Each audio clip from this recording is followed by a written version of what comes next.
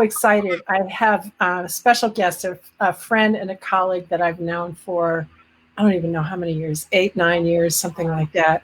I'm going to cry. Trina Rice is, she's an occupational therapist, and she's been working for years. And I'm going to let her tell you all about herself because I don't even know all the details. So go, Trina. Who are you? All right. What do you do? Thanks for having me. I met Anne, like 8 or 9 years ago, and when we met, I was like, "Who is this lady?" I'm like, "I gotta know this lady," and I kept asking her all these questions. Anyway, because I knew that she looked at kids in a different way, as like I do, which was really cool because in the therapy world and in everything we do, sometimes you meet people like that, and then sometimes you meet therapists who don't look at kids that way. So I'm an occupational therapist. I've been an OT for like close to 25 years, Wow. which is crazy. Yeah. And I own my own business, and I've owned that for about 15 years. And with that, I have physical therapists, OTs, and some speech, and we contract out.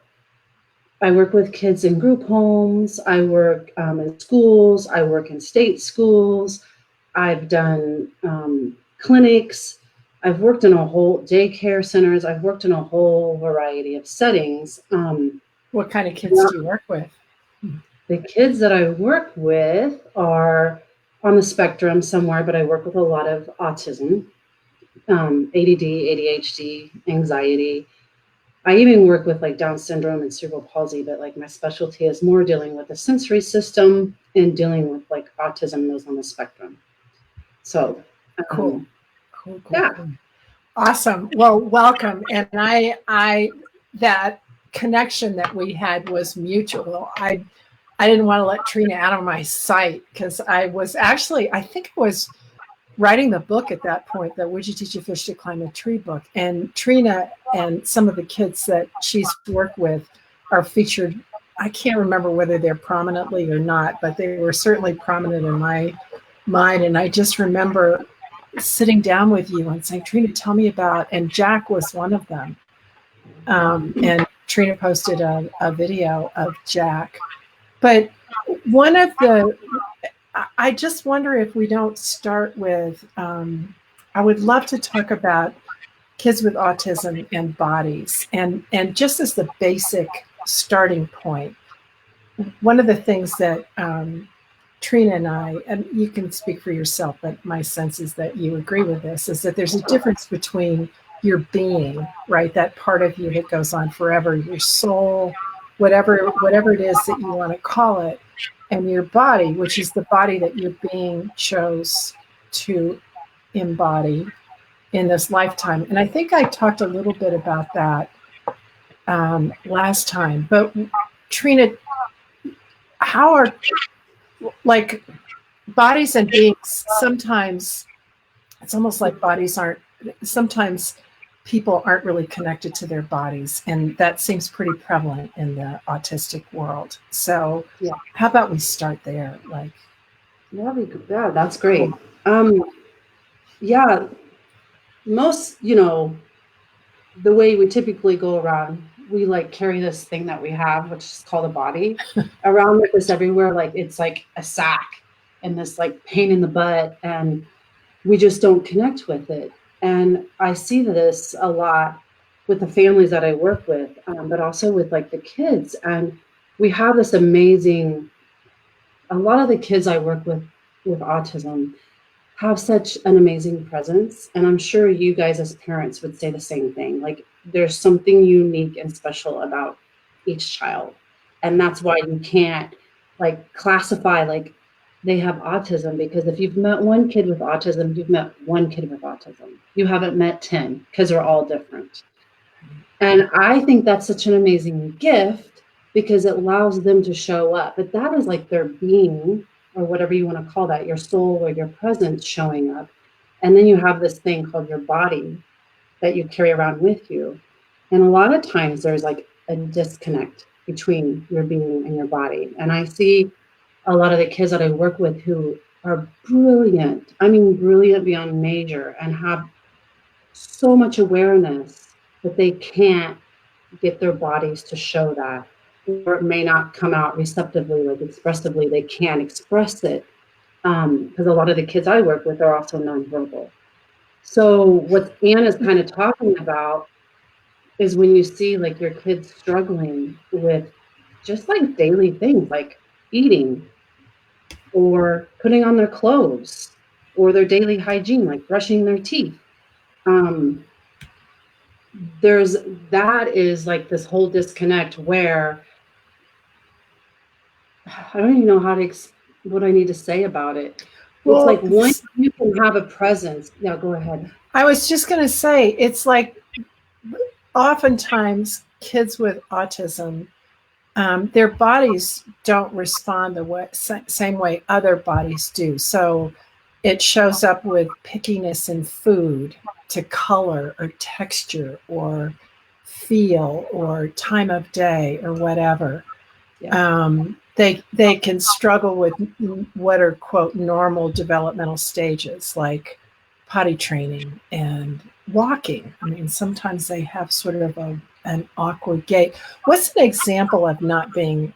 I guess those are sort of two examples, maybe, of not being really connected to your body, like the Well, a lot of even like being in somebody's personal space or bumping into people, right when they come bumping right in, up. Right, bumping into door frames. But I hear a lot of times, like at school, and you guys, I've watched it in the thread too, where you're always like, my kid gets in trouble all the time because they can't stand in line. Well, that's also like they're not connected with their body and they don't get where their body is in relationship to the space, to the person around them. right. It's called proprioception in the lingo, right? That Yeah. sort of sense of where you are in space. Um, they they don't respond to medications the way other bodies do. They have difficulty processing sensory information, right? Like Yes.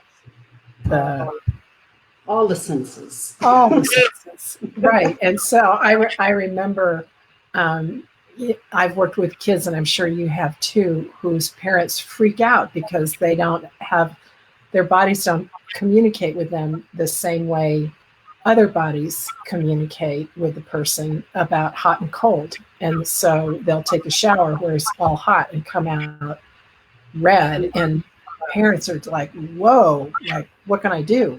You know, because they're another example of not being connected to their bodies. Yeah. And one example, probably many of you parents already know this, but like it's kind of like if you need glasses and you've never had glasses and you get glasses for the first time and you put them on, you get to see the world in a totally different way that you're like, wow, I didn't even know I was missing that. You're like, whoa. And that's kind of like these kids, like not even knowing how to interpret or read with their bodies. Like that's a great example of showing that you don't know what you don't know until you realize you don't Until know. you know it. I know, exactly. Yeah, cool. Um, Do you want to talk about census, or do you want to? Where do you want to go? well, we can. There's a couple. Yeah. We can talk about census really quick. So, Cool.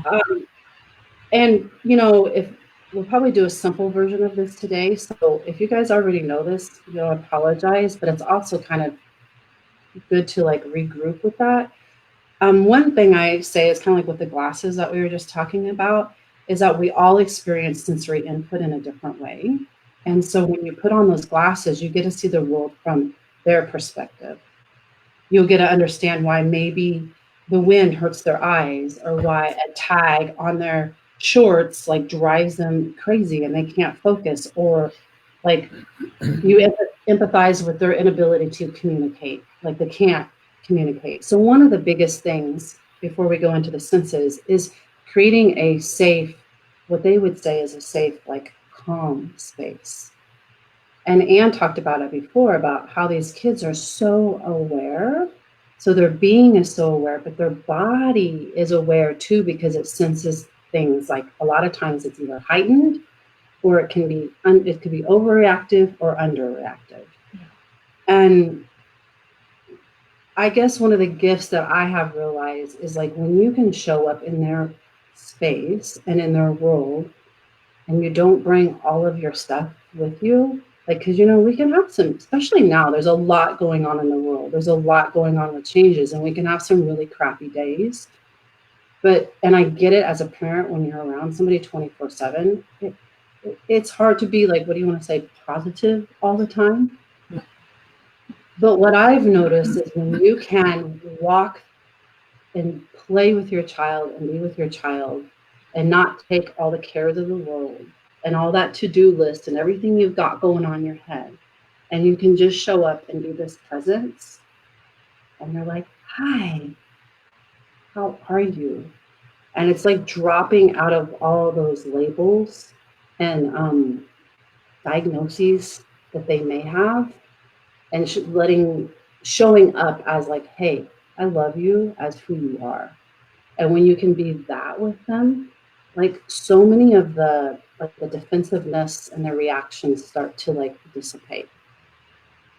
Like, you want to say something? Cool. No, that's awesome. And we talked a little bit last week about how they communicate really more psychically or telepathically or energetically, however you want to talk about that. But they read your thoughts and they'll know exactly what's going on in your head. So if you're looking for symptoms or measuring who they are against some diagnosis that they've been given, they'll give you that.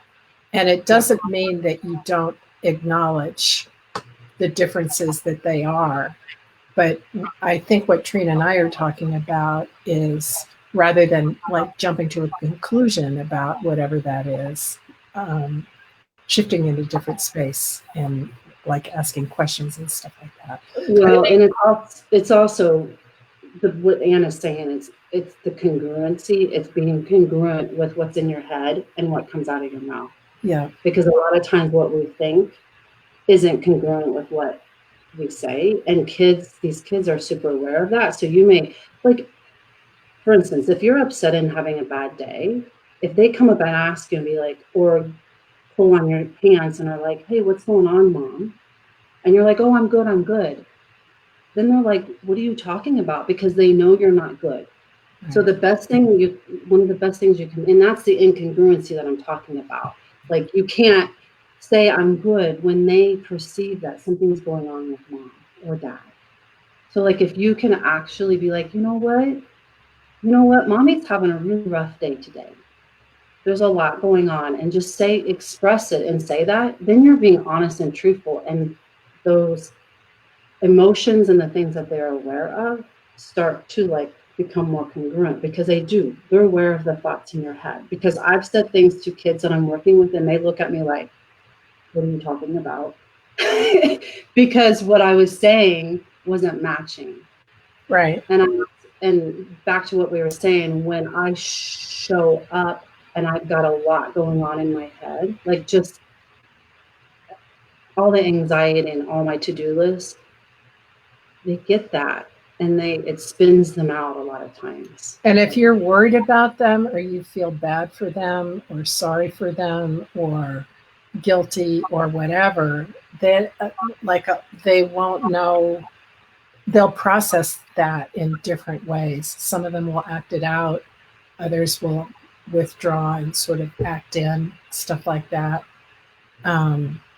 So super, super, super, super, super sensitive and showing up with hi.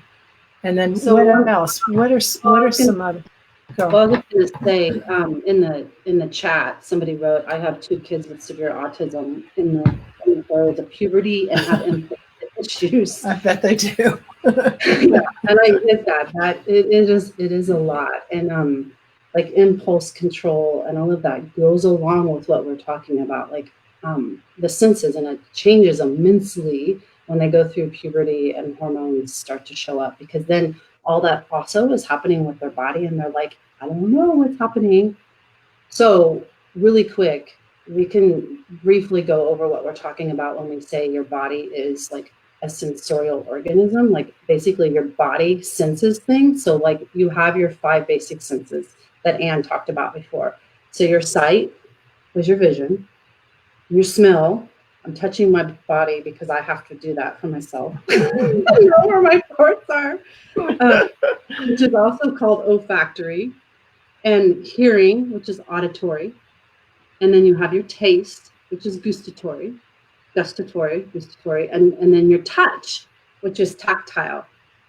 And then there's like 3 hidden senses that most people don't talk about.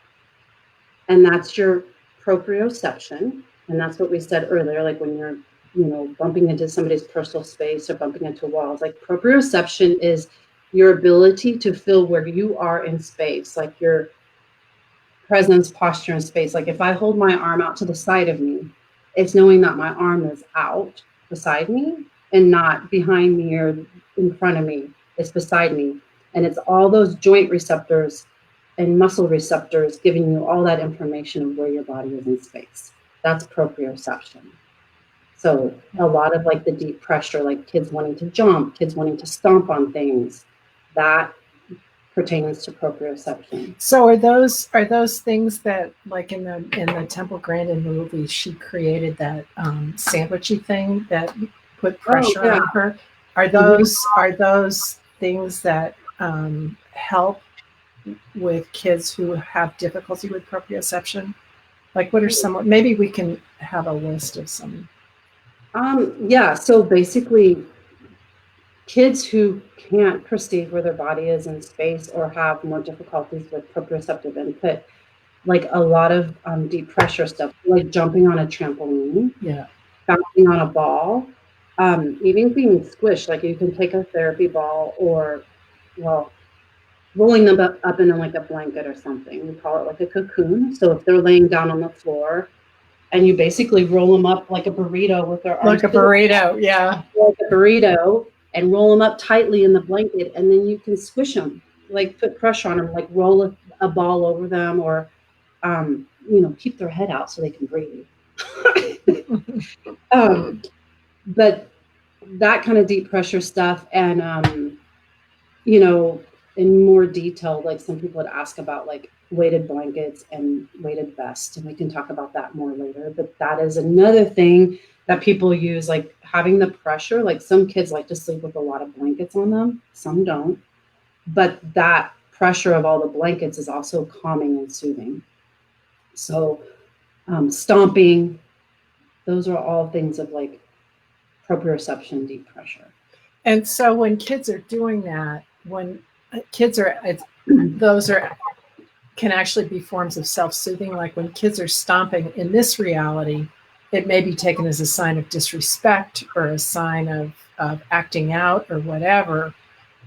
But one of the things that I do with the families that I work with is encourage them to let their kids do that, to stomp, stomp, stomp, stomp, stomp, right? Like that. Yeah. So cool. Yeah. So that's proprioception. That's the deep pressure awareness of where you are in space. And then the vestibular system is basically everything that keeps you right with the world. And what I mean by that, it's like your head posture in space. So it has to do with movement and balance. And it has to do a lot with like your eye-hand coordination. So your vestibular system is located in your inner ears. And it's like, I'm going to give you like a really simplified version. In your inner ear, you have 3 semicircular canals. They look like maybe flower petals. And they work together. And so think about when you were sick or you have a sinus congestion and you're like all like or allergies. How clear is your head? How clear do you think? Not very well. Mm-mm. And that's because it puts all that pressure on those semicircular canals and in that whole system, because it's all interconnected. And when that's off, you have difficulties orienting your body in space. So you'll see some kids like walking around like to the side or something. And even somebody wrote, I think in the thread, that their kid feels like they're upside down. that's one of the reasons, is because of the vestibular system being like not in, I don't want to say not intact, but not functioning the way it normally. But it's basically just that. And when you have those semicircular canals, they work with your vision. So then you see a lot of, you'll have difficulties with a lot of the eye-hand coordination things. But vestibular input is like swinging. Like kids love, a lot of kids love to swing, and that also can be very soothing and calming. Even going on a car ride, that's vestibular input. And that's something that I've worked with parents with, about letting their kids stay in the car, right, until they're ready to come in. Like it really is a question. I mean, one of the gifts of Trina is all these suggestions about ways to open up their world so that they can function the way it's easiest for them to function without impinging on you, if that makes sense, right? But they're like these little things, and so many of them are taken as, oh, they just want control, or they're being disrespectful, or they're this or they're that. No, they're actually self-soothing, and if we can give them the space to So actually do this, go. yeah. Well, and that's where you'll see like a lot of the spinning. People talk about spinning all the time. Like Yeah. several of the kids that I work with, they'll get in an office chair, like the one I'm in, and they'll sit, Yeah. and they'll get on their knees and like spin like crazy. But it gives them that input, and what they're doing is self-regulating, knowing what their body needs to be able to bring it back down. Yeah. Which reminds me sometime when we talk about like the zones of regulation. Okay, we'll do that. We'll do that maybe next week. Yeah. But that's the vestibular system. And then the other hidden sense that is not talked about very much at all is called interoception, which is really interesting. And interoception allows you to feel, putting feel in quote parentheses, to feel your internal organs and your skin, and it gives you information about the internal states of you. So that is like what helps you with like knowing if your body is in pain, what your body temperature is. Like you were talking about taking a shower, you take a shower that's really hot. If you don't have the interoception working, you'll be like, I didn't know I was in a hot shower. Is this the one for potty training too? Yeah, potty training. It's also what gives you your hunger and your thirst, like knowing, oh, I need to go get a drink of water because I'm thirsty. Or when you're sleepy, like your heart rate, your breathing rate, this is all part of your interoception. And a lot of the kids with sensory stuff have a really hard time. And that's what we're talking about, knowing where their body is in space, but also feeling where their body is in space and being aware of all that stuff. Like even one of like Jack, who you mentioned, he's like now 22. Oh my God. When I met Trina, he was in middle school, and throwing himself on the floor and throwing multiple raging long tantrums every day. And that's the way he was before he met you. And that's one of the stories in the book about he was aware, and he'd have his breakdowns. I mean, there's a whole story to that. But like even, and he's the immense changes that he has occurred, like with him being aware of like the internal senses of his body, is really cool to watch. But like even this past year, and I'm sharing this so parent, you guys can get this, is like he started having meltdowns again, and he hasn't had them forever. Just like what Anna was talking about, he threw himself on the floor a few times, and his mom head banging too. I remember just slamming his head down. It was a rough time, and he's gotten to the point where he's nonverbal.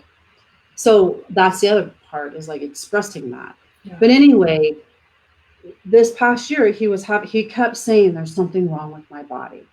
And we kept asking all these questions. And finally it got to be, but it took us like a couple months. And I worked on his ears and stuff. He had swimmer's ear. Oh my God. I didn't even know it. And because of the way that was affecting everything, he was having these massive like meltdowns. Oh. And he knew something wasn't right. He kept saying, I've never felt this way before. But he couldn't identify exactly what that He was. types into the thing, right? He types into his iPad. Right. And that's what it was. He didn't have the interoception to be able to say, this is my ears and my ears hurt. Yeah. So Tree, one of the things I would love to do is bring you back again next week, because it seems like after parents get a chance to watch this, there may be a lot more questions. But one of the things I would love to leave people with is maybe 2 tools, 2 things that they can do that are just really practical that they can use like right now. I know, put her right on the spot. Boom. So the impulse control, so what about the lady who has the kids with in the throes of puberty and impulse issues? That is kind of hard because it's a multitude of. It's a multitude, yeah. But really, it's well, one thing with all of that. So let's talk about what impulse control is, and the fact that as a diagnosis that's listed as a thing, whereas in my world, my sense is that it's actually it's a secondary deal to something else that's going on. Yeah. Okay, cool. So I wonder about information about puberty or about bodies, and then asking questions like, what's actually going on here? Like, Well, one question that you can ask them, and even if they're verbal, nonverbal, you can still ask these questions, and you'll be amazed at how well kids get it, even if they don't have the expressive language. They totally get it. Yes. And before you even say it, they pull it out of your head. So one thing with that, like with what we were talking about with where their body is in space, is you can ask them, where are you? Yeah. Where are you? And sometimes they may not know, but like if you just ask them, then they start like searching for that. And you can also say, point to where you are. And I've had kids, maybe if they can't even point, like watch their eyes because they'll look somewhere. And then you'll be like, oh, you're over there. Or they'll point and you're like, oh, you're over there. So as an example, really shortly, I did this one time with a kid who I was working with in a classroom, and he was like all over the place. And like that impulse control of like getting up, running around the room. And I finally said to him, I'm like, where are you? And they looked out on the playground. And I said, oh, you're outside on the playground playing, aren't you? I'm like, that's awesome. I'm so glad you know what your body requires right now. So at this moment, we can't go out on the playground, but can you be there? And can you also be here with me? Boom. That is such a weird thing to say. And these kids can function in different spaces and different places. So when you ask that question and you find out where they're at, then you can say, you can also be there and be here with me, because what you're doing is giving them choice. Yeah. And you're not taking away that they can't be someplace else. Yeah. And then they will be more present with you. So that's one tool that you can use. That's actually a really key one. So let's talk just for a second about the capacity to be in multiple places at the same time, because they can. So can we like parse it down even more? Like daydreaming, right? Yeah, like you're physically present here and you go someplace else, right? That's something that all of us do. And that's something that these kids have the capacity to do, not just in 2 places, but in multiple places at the same time. And so what Trina's saying is, once they locate where they actually are, you can say, cool, I'm happy for you to be there, and I actually need you to be here also.